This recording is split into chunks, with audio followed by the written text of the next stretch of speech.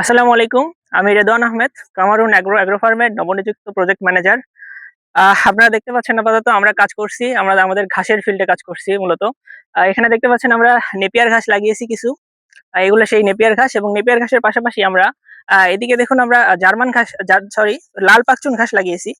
এই লাল পাকচুন ঘাস নেপিয়ার ঘাসের তুলনায় অনেক বেশি প্রোটিন সমৃদ্ধ, রসালো এবং এটা হচ্ছে গরু, ছাগল এরা হচ্ছে খুব আগ্রহ করে খায়।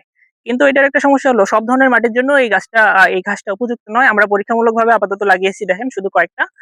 তো আমরা যদি সাকসেসফুল হই আমরা এটা আরো বেশি করে লাগাবো। আপাতত আমরা সেফ এবং সিকিউরিটির জন্য নেপিয়ার ঘাসটাই লাগিয়েছি। এটা দেখতে পাচ্ছেন খুব বড় হইছে এবং আর কিছুদিনের মধ্যে এটা হারভেস্টের উপযুক্ত হবে এবং আপনারা জানেন আমরা এখানে আমরা ছাগলের একটা শেড করব। সেখানে আমাদের নিজস্ব উৎপাদিত ঘাস আমাদের নিজেদেরকে ছাগলকে খাওয়াবো এবং পরবর্তীতে আমাদের বিক্রয়েরও চিন্তাভাবনা আছে। আর যেহেতু আপনারা দেখতে পাচ্ছেন আমাদের লাল বাকচুন ঘাসটা মোটামুটি আমরা সাকসেসফুলি গ্রো করতে পারছি। তো পরবর্তীতে নেপিয়ার ঘাসের পাশাপাশি সমপরিমাণ আমরা লাল বাকচুনও লাগাবো বা এর চিন্তা ভাবনা করছি।